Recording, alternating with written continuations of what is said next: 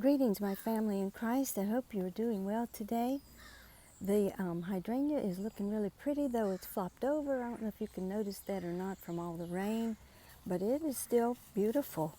Um, all I can say is you probably want to get ready to share your comments because today is pretty controversial by today's standards. But I've got lots of notes. I've gotten out of bed and made notes. And just this morning, I stopped what I was doing and made notes. The chapter is not that long. My comments will be longer. And as always, I treasure your thoughts. And first, let us open with some prayer time here. Just a second.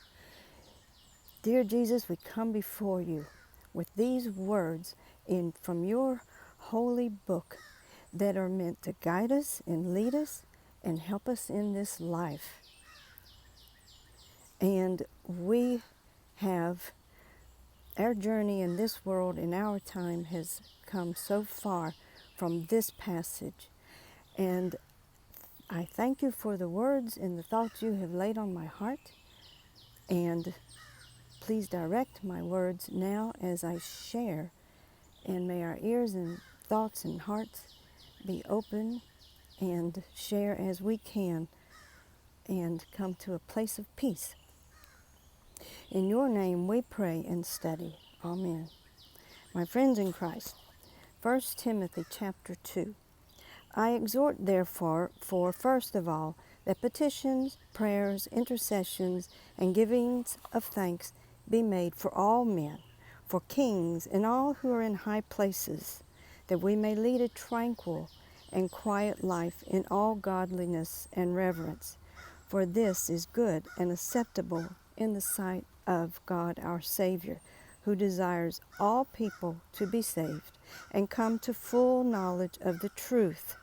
For there is one God and one mediator between God and men, the man Christ Jesus, who gave himself as a ransom for all, the testimony at the proper time, to which I was appointed a preacher and an apostle. I am telling the truth in Christ, not lying, a teacher of the Gentiles in faith and truth. I desire therefore that the men in every place pray, lifting up holy hands without anger and doubting. In the same way that women also adorn themselves in decent clothing, with modesty and propriety, not with braided hair, gold, pearls, or expensive clothing, but with good works, which is appropriate for women professing godliness. Let a woman learn in quietness with full submission. But I don't permit a woman to teach, nor to exercise authority over a man, but to be in quietness. For Adam was formed first, then Eve.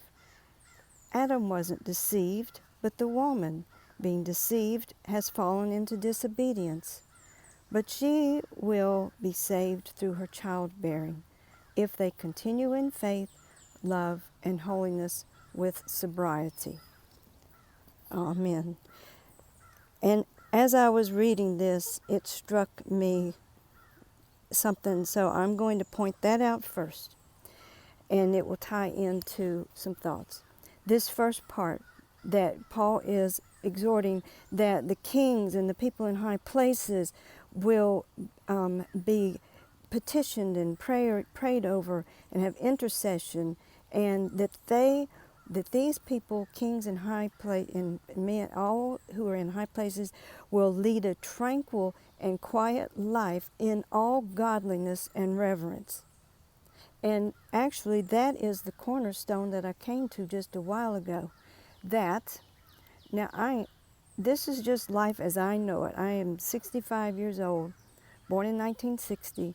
I did not have a direct part of the women's lib movement kind of thing, and I do not want to dwell on that. But the thought occurred to me, my mom went to work when I was 5, and I praise God, thank God that she was able to stay with me those first 5 years. But after that, she had to work, because that's just the way it was. And I don't think she was alone in working. And why was that? Because already the people in high places were not paying people as much as they were giving themselves And I recently heard that CEOs and people in high places make 300 times more than employees. Now, just to set that in your mind, I don't know that's anything except my thoughts. And if we will move on to women being modest, well, you know what? There's a lot said in the Bible about idling other things besides earthly things. And if the focus turns off of God at any point, either to ourselves, drawing attention to ourselves through whatever means, maybe that's a step away from what God intended. If we can notice people in church for what they're wearing, what they spend their time and their money on outside of church, it might reflect on godliness and detract from godliness. Again, and somewhere back in here, the devil has certainly drawn people more to a different way of life than this, right? I mean, this is like reading something, and there's no way that is going to happen. We are way over that.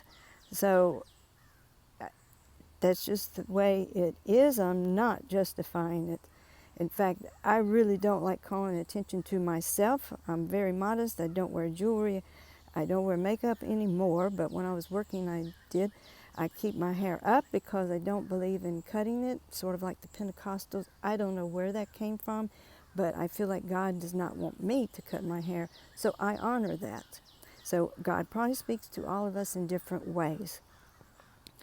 Now, and also, I thought about this. The church needs to, as far as Paul saying that the men should do this and the women should do that, think about this to a church or in life in general. There needs to be two sides. There needs to be a leadership side and a different, squared off, softer side, something that will pull the pieces together, if you will. And so it's a hard combination. Where does the line drawn? And it has to be crossed, it seems like to me, for things to get done. Men cannot do this alone. Women cannot do it alone. And also, I want to lay a little blame here on men through the ages. Men learn to exploit things, and not in a good way. So it wouldn't take much of that before women started rising up and saying, you don't own me, you're not going to abuse me, you're not going to assault me. So the devil knew how to work in a lot of ways in this. And I'm just trying to skip along on my thoughts. I probably won't, anyway. Neither side is perfect. Man is not perfect, male is not perfect, female, women are not perfect. No one is perfect. So we've gotten to this place today where we are dependent in many ways on what the opposite sex does to make the world go around. And I don't think it will ever be put back in the bottle. But being imperfect is why we are where we are today. And this thought occurred to me. I don't know that it has anything to do with anything. Jesus healed, now have to correct me in any way here. Jesus healed the women of scars, emotional scars, and mental, not maybe mental, but demons. And it seemed like he healed the men of physical ailments. Now, I don't know how that would tie in, if at all. Maybe it does. But this last part here, the childbearing thing, it says if they have a child, they will be saved. Well, they will be saved through childbearing. Well, that raises a lot of issues. What if they can't have children? On and on. So I got to thinking, you'll like this probably. I'll try to make it quick. When you're in childbirth, for those of us that know what that is, you are desperate. Just like walking in a walk of life, we become desperate and humble, and who do we reach for? And if Matthew 7:7, if we ask and we knock, God will answer. So then, therefore, we are saved. And to back up, we all know there's only one way to be saved into heaven, and that is to accept Christ Jesus.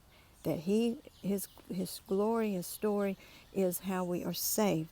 So I don't think just because you have a childbirth, go through childbirth, that you are saved. But during that humble part in life, you can substitute any trial that you're going through, that you will be humbled. You are desperate. I mean, childbirth is probably a desperate place. It is. I've been through 3 of them. And so forth. So when we get to that place of being humbled in life, we will listen better. We are desperate. We are knocking at the door. And also think about this. I pulled this 2 Corinthians 4:17. For our light affliction, which is for the moment, works for us more and more exceedingly an eternal weight of glory. So the trials we go through in this life point us in the right direction. If we knock and God answers, and we step through the door to His love, then we will have glory. We will be in God's glory, eternal weight of glory. Weight is in weight. And wouldn't you want that burden, that weight of glory, instead of the weight of the burden of life? So, knock and it will be open to you. That whole verse is beautiful. I just pulled out, let's see. Ask and it will be given you. Seek and you will find. Knock and it will be opened for you. For everyone who asks receives. He who seeks finds. To him who knocks it will be opened. So I did type it up. That's good. And and here's another one, Matthew 23:12. Whoever exalts himself will be humbled, and whoever humbles himself will be exalted. So that was another thing about women being humbled in the church. That I should have thought about that first. You think about it, humbling yourself, and you will be exalted. Okay, God speaking through Paul says women should be the quieter one in the church. He was setting us women up, to be exalted, quietly working for God. What our work is for God in the church is as important as what a man does. It's just a different angle in separating them out. Men do this part of things and women do that part of things, and it makes things work for the better of God. Now, that is all that I have made note of here, but the conversation, thoughts, and prayers go on and on and on, don't they? And I had a wonderful, wonderful moment with God this morning, that one day, it's cold here now, and we've had to go back to, not cold, it's chilly. I've lost my winter feathers, so it's cold to me. So we've had to go back to wearing these clothes and socks and everything else. And it's like, it hit me this morning. Soon we will not have to worry about that. We will not have to worry about temperature and what we are doing and wearing. It will all be paradise. And I just went back upstairs, got down on my knees, and just got down actually bowed down on the floor. I just felt led to praise God for this message, that one day we will be in glory. The weight of glory will be on us, and not the weight of this earthly story. And I am sorry that we went so long. Thank you, Lord, for your blessings. Speak to us, lead us, and let us think about all these things that you have written for us to hear. Amen, my friends in Christ. I love you all. Please take care. And if I don't see you tomorrow, I'll see you in the air. Amen.